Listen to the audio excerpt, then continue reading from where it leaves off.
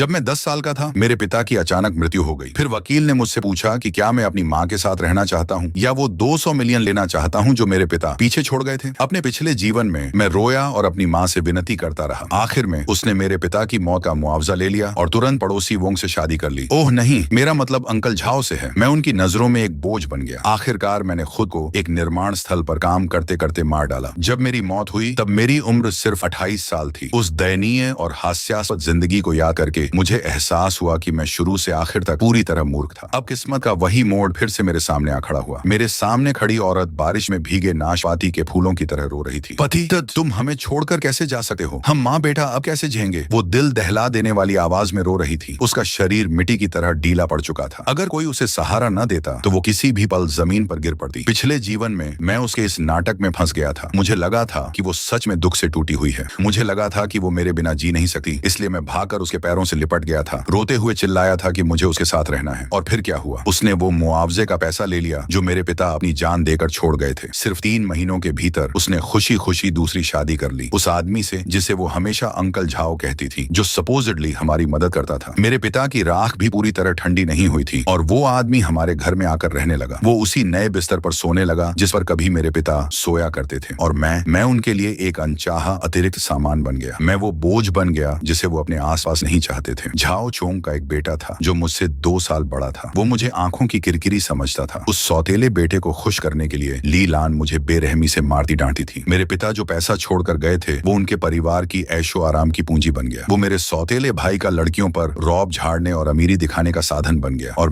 मुझे अपनी फीस भरने के लिए कबाड़ बटोरना पड़ता था। हाई स्कूल खत्म होने से पहले ही मुझे काम पर भेज दिया गया। वे कहते थे कि इससे लड़का जल्दी आत्मनिर्भर बनता है। मैंने पूरे 10 साल तक निर्माण स्थलों पर ईंटें ढोई। आखिरकार ज्यादा मेहनत के कारण मैं गिर पड़ा। मैं जलती हुई स्टील की गेंदों के ढेर पर गिरा और फिर कभी नहीं जागा। अब मैं वापस आ चुका हूँ। ली लान ने मेरा हाथ पकड़कर कहा, डरो मत श्याओनिंग, अब से माँ तुम्हारा अच्छे से ख्याल रखेगी। उसने मुझे कसकर गले लगा लिया। उसके आंसू और नाक का पानी मेरे चेहरे पर लग गया, लेकिन उसकी आंखों की गहराई में कुछ छिपा हुआ था, एक मुश्किल से दिखने वाली बेचैनी और लालच। यह देखकर मैं पिछले जन्म की तरह नहीं रोया और न ही कोई तमाशा किया। मैं बस ठंडी नजरों से उसका अभिनय देखता रहा। तभी मेरे पिता के पुराने दोस्त आए। उनके साथ वकील अंकल झो भी थे। वकील झो ने गहरी सांस ली और मेरे कंधे पर हाथ रखा। फिर उन्होंने अपने ब्रीफकेस से एक दस्तावेज निकाला। उन्होंने कहा, ली लान श्याओनिंग, ये निंग गू की वसीयत है जो उन्होंने मरने से पहले तैयार की थी। उनकी आवाज बेहद भारी थी। निंग गू ने हर संभावना के बारे में सोचा था। उनकी कुल संपत्ति 200 मिलियन है। सब कुछ कानूनी तौर पर प्रमाणित हो चुका है। अब 2 विकल्प हैं। पहला, श्याओनिंग तुम्हारे साथ रहेगा। ये पैसा मुआवजे और पालन पोषण के रूप में रहेगा जिसे तुम उसके वयस्क होने तक संभालोगी। ये सुनते ही ली लान की सांसें तेज हो गईं। उसकी आंखों में डरावनी चमक उभर आई। वो वसीयत को घूरने लगी। दूसरा, अगर श्याओनिंग तुम्हारे साथ नहीं रहना चाहता तो ये पैसा एक ट्रस्ट फंड में ट्रांसफर कर दिया जाएगा जिसे मैं उसकी तरफ से संभालूंगा और जब वो बड़ा होगा तो उस पैसे पर सिर्फ उसी का अधिकार होगा और तुम ली लान, तुम्हें उसमें से कुछ भी नहीं मिलेगा। कमरे की हवा जैसे अचानक जम गई। सभी की नजरें मुझ पर टिक गईं। एक 10 साल के बच्चे पर। ली लान का शरीर अकड़ गया। वो अविश्वास से वकील झो को देखने लगी, मानो कह रही हो, तुम ऐसा विकल्प कैसे दे सकते हो? फिर उसने तुरंत टूटी हुई माँ का अभिनय शुरू किया और मुझे कसकर अपनी बाहों में भर लिया। वो जोर जोर से रोने लगी। वकील झो, आप ऐसी बात कैसे कर सकते हैं? मैं अपने बेटे को कैसे छोड़ सकती हूँ? श्याओनिंग ही मेरी पूरी दुनिया है। रोते हुए उसने मेरी बाहों को जोर से दबाया और मेरे कान में फुसफुसाई, निंगी, अगर एक भी गलत शब्द बोला तो मैं तुम्हें मार डालूंगी। तू मेरा बेटा है, तेरा पैसा मेरा पैसा है। पिछले जन्म में ये शब्द सुनकर मैं डर से कांप गया था। जब उसने कहा था, माँ तुम्हारे बिना नहीं जी सकती, तब मैं सच में पिघल गया था। लेकिन अब मुझे सिर्फ घिन और उल्टी जैसा महसूस हो रहा था। मैं उसकी उंगलियों का कांपना महसूस कर सकता था। दुख की वजह से नहीं, बल्कि उत्साह और लालच की वजह से। 200 मिलियन। उसने अपनी पूरी जिंदगी में इतना पैसा कभी नहीं देखा था। वो पहले ही उन दिनों के सपने देखने लगी थी जब पैसा उसके हाथ में आ जाएगा। वो श्याओ चोंग के साथ सुखी जीवन के सपने बुन रही थी। धीरे धीरे मैं उसकी दम घोंटने वाली पकड़ से बाहर निकलने लगा। आजाद होते ही मैंने सिर उठाकर वकील झो की स्तब्ध आंखों में देखा और साफ साफ कहा, अंकल झो,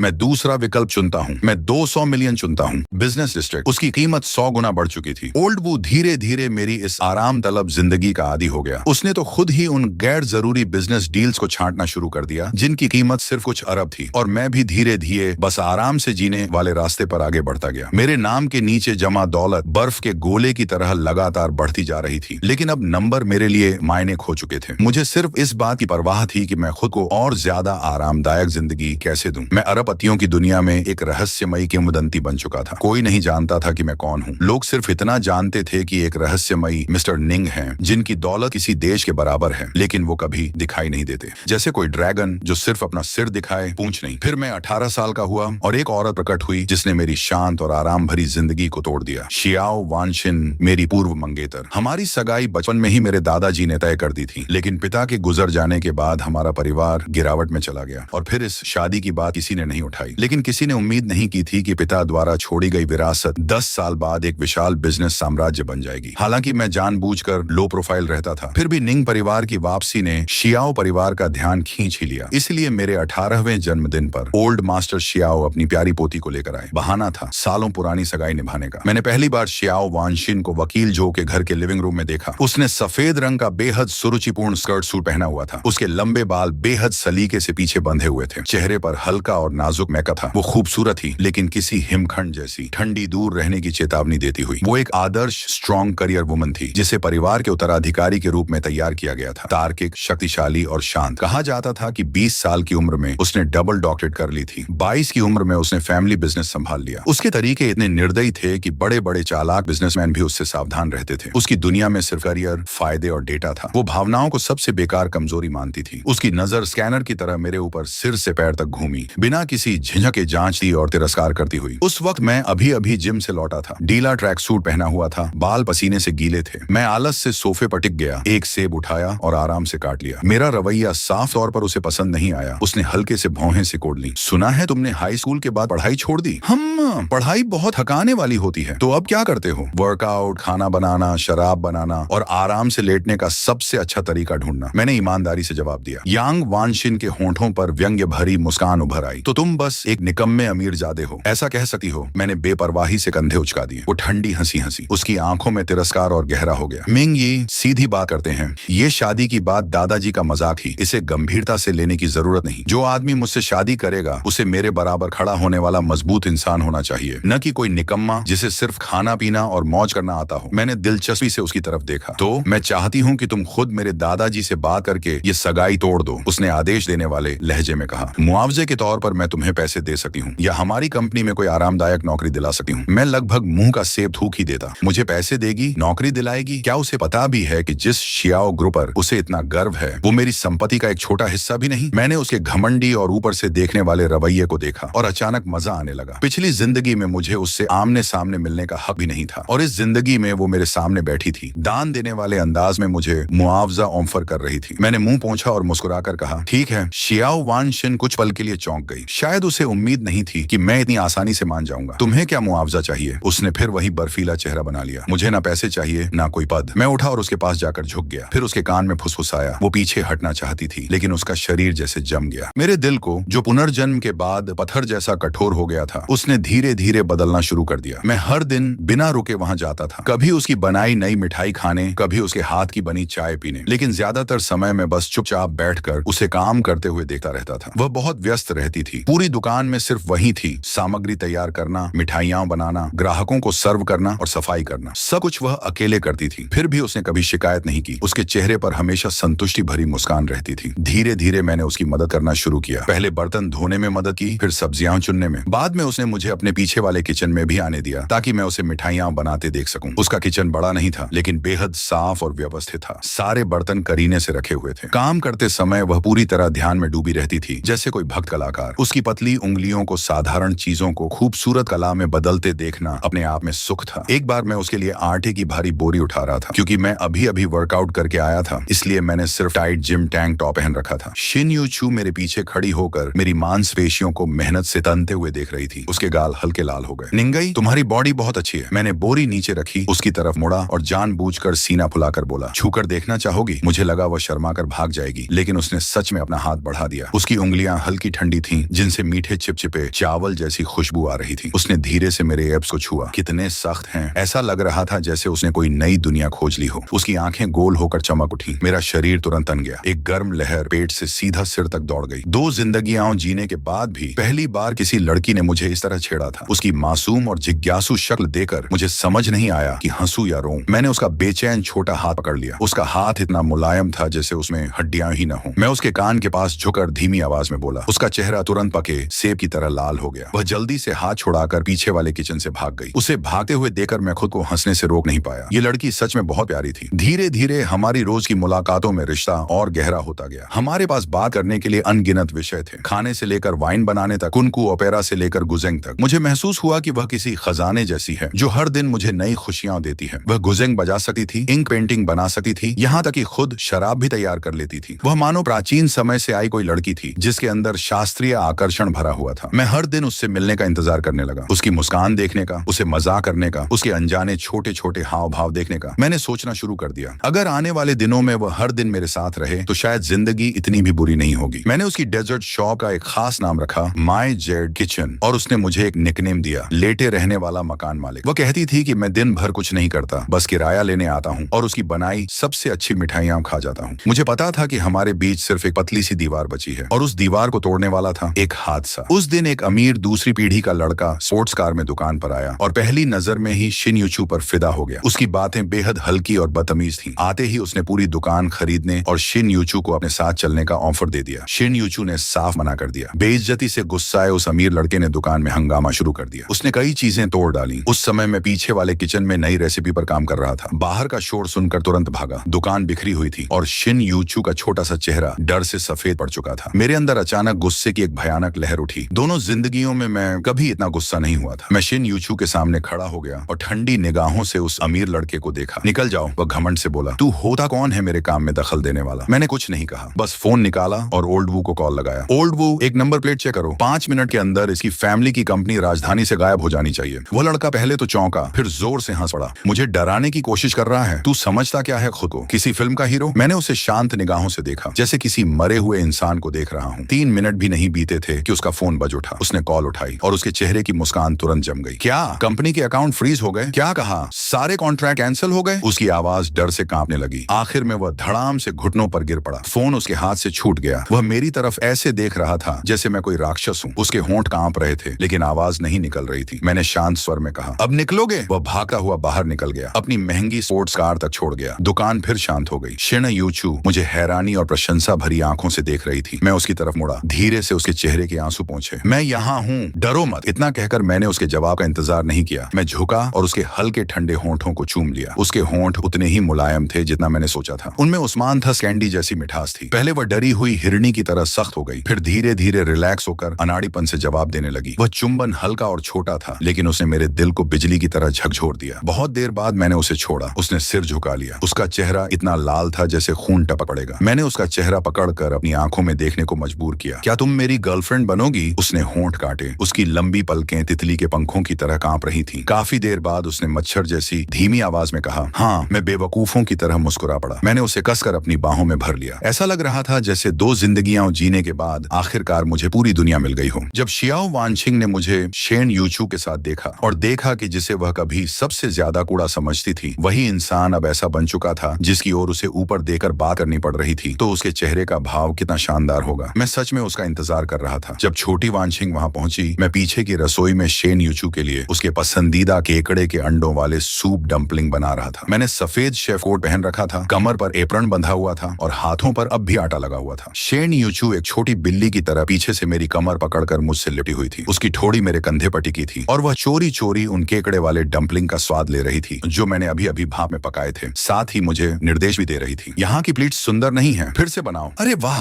ये तो बस जैसे तैसे पास हुए हैं। ये वाला ठीक है, मैं तुम्हारी मास्टर, इसे मंजूरी देती हूँ। मैं उसे शरारत करने देता रहा। कभी कभी मैं सिर घुमाकर उसके गाल पर हल्का सा चुंबन दे देता। रसोई खाने की खुशबू और हमारे बीच की मीठी गर्माहट से भरी हुई थी। उसी समय शियाओ वानशिंग ने दरवाजा खोला और अंदर आई। आज उसने काला प्रोफेशनल सूट पहन रखा था। उसके बाल अब भी बेहद सलीके से बने हुए थे। चेहरे पर थकान और चिंता साफ दिख रही थी, लेकिन फिर भी वह अपनी आईसीसीओ वाली ठंडी और घमंडी छवि बनाए रखने की कोशिश कर रही थी। जब उसने सामने का दृश्य देखा, वह पूरी तरह स्तब्ध रह गई। उसने शायद सपने में भी नहीं सोचा होगा कि स्मूथ सेलिंग के पीछे का वह रहस्यमयी और सर्वशक्तिशाली बॉस असल में वही इंसान होगा जिसे उसने कभी सबसे ज्यादा नीचा समझा था। और उससे भी ज्यादा चौंकाने वाली बात यह थी कि वही बेकार आदमी अब एक छोटी सी मिठाई की दुकान की रसोई में एप्रन पहनकर एक लड़की के लिए अपने हाथों से खाना बना रहा था और वह लड़की उसे इतने करीब से पकड़े हुए थी मानो वह उसी की हो। शियाओ वानशिंग का चेहरा तुरंत पीला पड़ गया। उसकी शांत और तर्क संगत आंखों में अब हैरानी, उलझन और एक ऐसा बिखराव था जिसे शायद उसने खुद भी महसूस नहीं किया। प्रेसिडेंट शियाओ, आप आ गईं। मैंने ऐसे कहा मानो अभी अभी उसे नोटिस किया हो। मैंने हाथ पोंछे, एप्रन उतारा और हल्के स्वर में अभिवादन किया। शेन यूचू ने भी पीछे से अपना छोटा सा चेहरा बाहर निकाला और उत्सुकता से शियाओ वानशिंग को देखने लगी। फिर उसने धीरे से मुझसे पूछा, निंग ये कौन है? ये तो बहुत डरावनी लग रही है। मैं मुस्कुराया और उसकी नाक दबाई। एक भिखारी। शेन यूचू हंसी रोक नहीं पाई। शियाओ वानशिंग का चेहरा सफेद से हरा और फिर हरे से लाल हो गया। वाकई देखने लायक दृश्य था। उसके नाखून हथेली में धंस गए। उसने मुठ्ठियां भींच ली। दांत पीसते हुए उसने कहा, निंग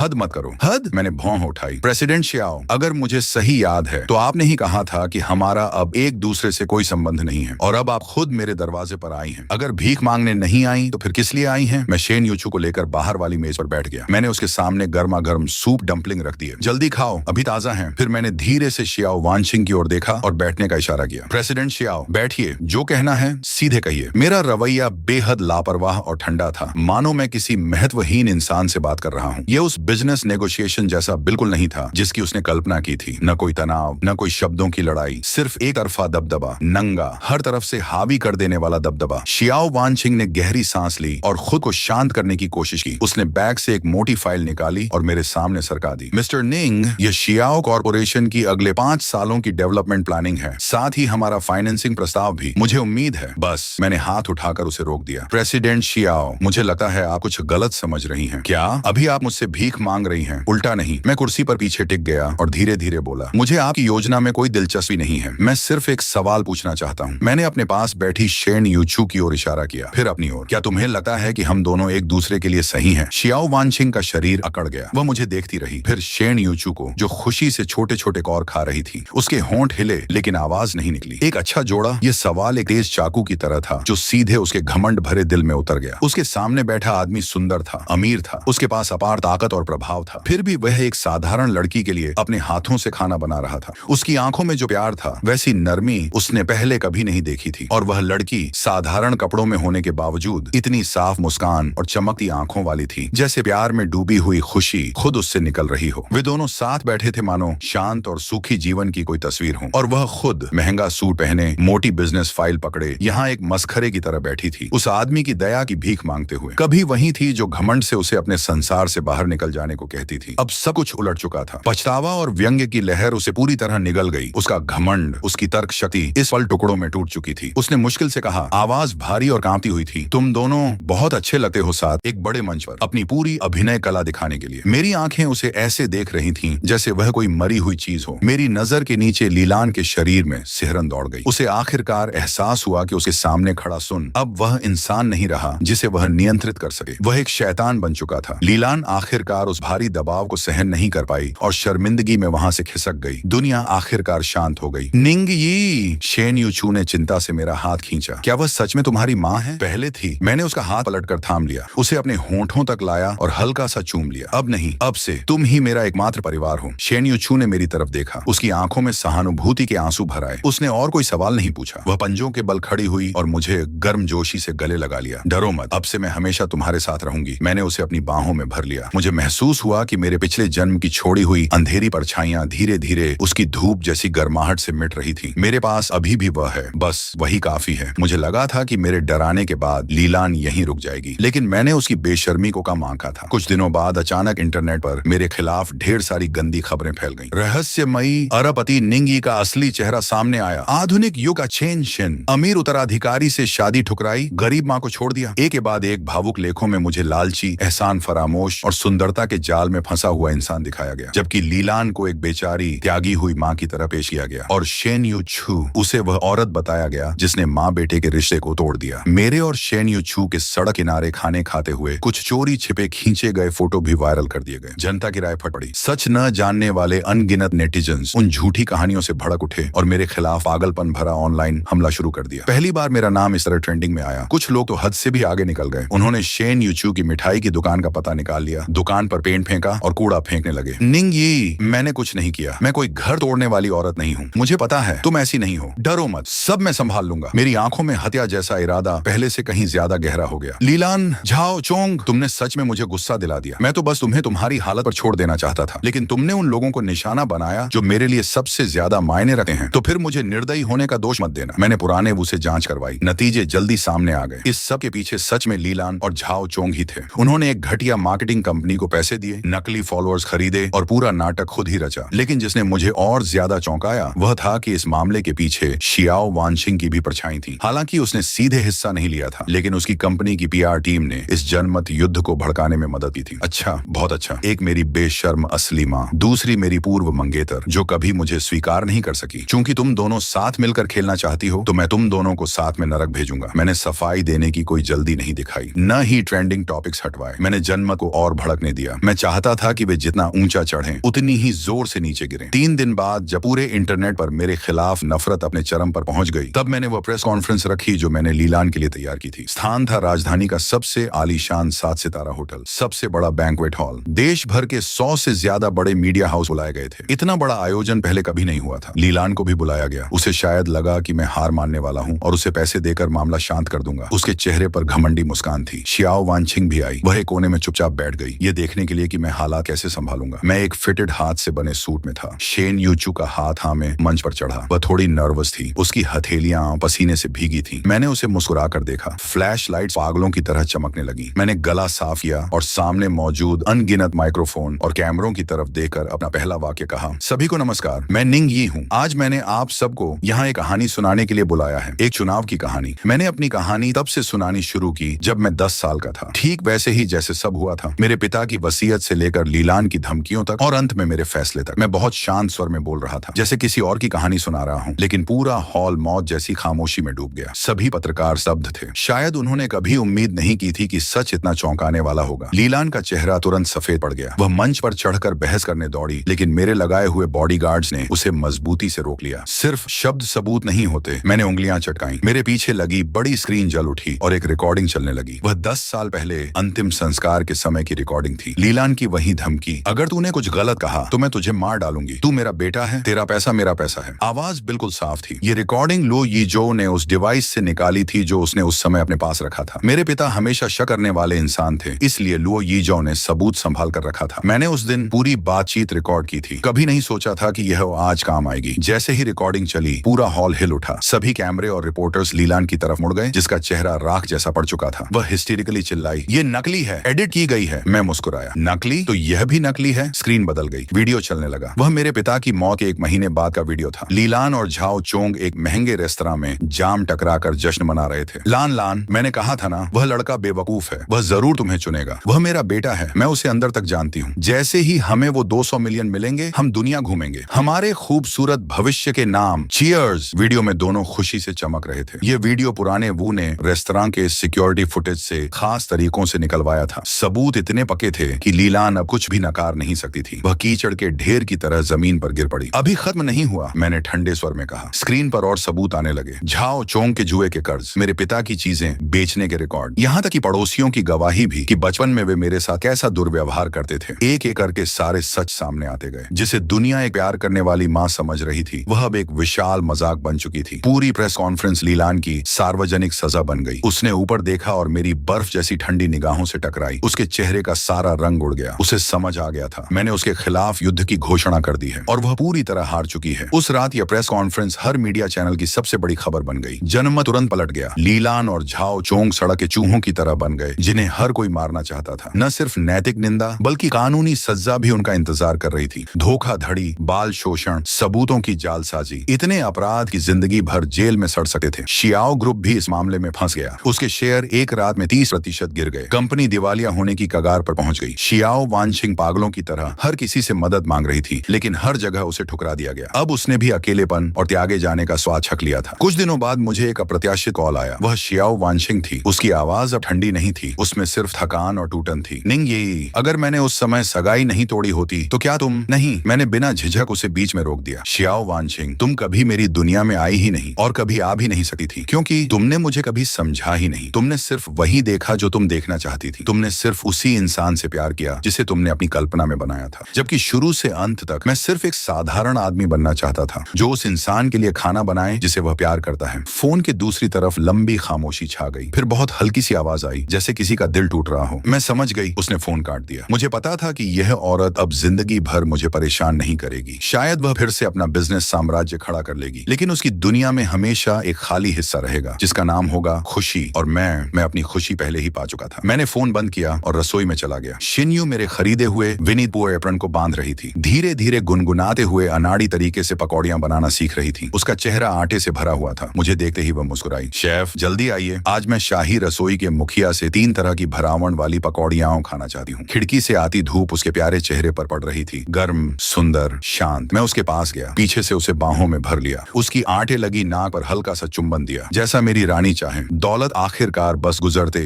बादलों जैसी होती है। इस पल में बाकी सब महत्वहीन हो गया था। मैं बस अपनी बाहों में इस लड़की को थामे रखना चाहता था, जिंदगी भर उसके लिए खाना बनाना चाहता था, जिंदगी भर उसकी मुस्कान देखना चाहता था। इस जन्म में मैंने 200 मिलियन देकर अपने अतीत से सारे रिश्ते तोड़ दिए थे, लेकिन कभी सोचा नहीं था कि अंत में मुझे पूरी दुनिया वापस मिल जाएगी, एक ऐसी दुनिया जिसमें वह मौजूद थी।